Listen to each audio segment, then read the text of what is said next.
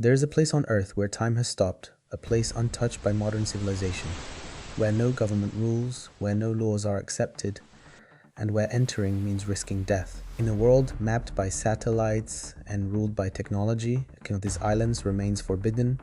No tourists, no journalists, no explorers. Anyone who tries to step foot here is met not with words, but with arrows. This is North Sentinel Island, the most isolated place on Earth. Who are the people that live here? Why do they reject the modern world? And what secrets are hidden behind their silence? Tonight we uncover the true mystery of North Sentinel Island. But before starting, please subscribe the channel. It will take your 2 seconds only. North Sentinel Island is located in the Bay of Bengal, a northeastern part of the Indian Ocean. It is part of the Andaman and Nicobar Islands, a chain of more than 500 islands that belong to India. But North Sentinel is different from all the others. While nearby islands have towns, ports, and airports, North Sentinel Island has none, no docks, no roads, no permanent structures visible from the air.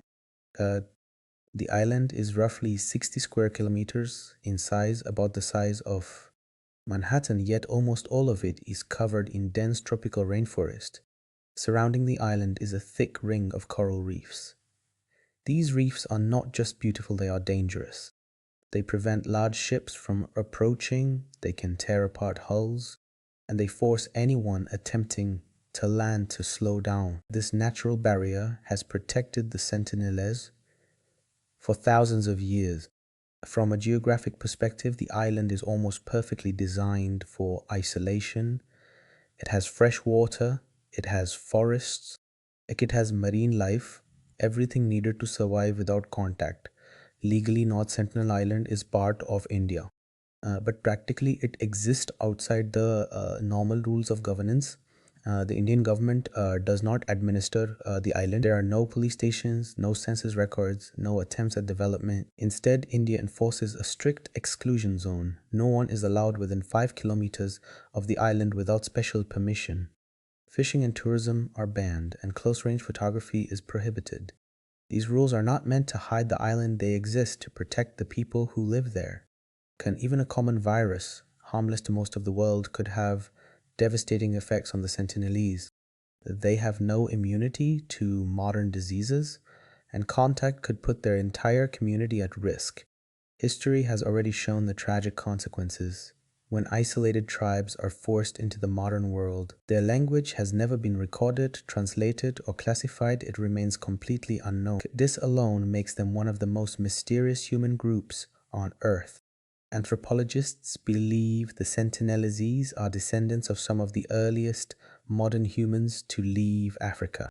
Evidence suggests their ancestors reached the Andaman Islands more than 60,000 years ago, making them among the oldest continuous human populations on the planet. To put that into perspective, the pyramids are around 4,500 years old. Agriculture began around 12,000 years ago, and written language appeared about 5,000 years ago. The Sentinelese were already living on their island long before any of that. They are not behind civilization, they simply follow a different path, one that does not rely on cities, metals, or machines. Based on distant observations, the Sentinelese appear to be short in stature, dark-skinned, with tightly curled hair. They are similar in appearance to other indigenous Andamanese tribes, such as the Jarawa and the Onge. But unlike those tribes, the Sentinelese have remained completely isolated. They wear minimal clothing, likely adapted to the tropical climate. Their bodies are lean and muscular, shaped by a life of hunting, fishing, swimming, and moving through dense jungle. Every movement we've seen suggests strength, coordination, and deep familiarity with their environment. This is not accidental. This is survival perfected over thousands of years. The Sentinelese use Stone Age level technology not because they are incapable of more, but because they do not need it. Their tools include bows and arrows, spears for fishing, knives made from sharpened metal, scavenged from shipwrecks, canoes used in shallow waters. Their bows are long and powerful. Their arrows are often tipped with sharpened points, designed not just to warn, but to defend. Interestingly, they do not appear to know how to create metal tools. Instead, they repurpose metal debris that washes ashore, a reminder that even isolation cannot fully block the modern world. Yet they do not seek more, they take what the ocean gives, and nothing beyond that. The Sentinelese are hunter-gatherers. They do not farm. They do not raise animals. They survive by hunting small animals, fishing in coastal waters, gathering fruits, roots and tubers, collecting honey. They understand their ecosystem with incredible precision. Which plants are edible, which are poisonous, which animals migrate, which tides are safe. This knowledge is not written down. It is passed orally generation to generation, and because they are isolated, that knowledge has never been diluted or replaced. Every non-interaction with the Sentinelese sends the same clear message. They do not wave, they do not negotiate, they do not approach peacefully, they raise bows, they shout warnings, they fire arrows. This is not mindless aggression, this is communication, and the message is unmistakable.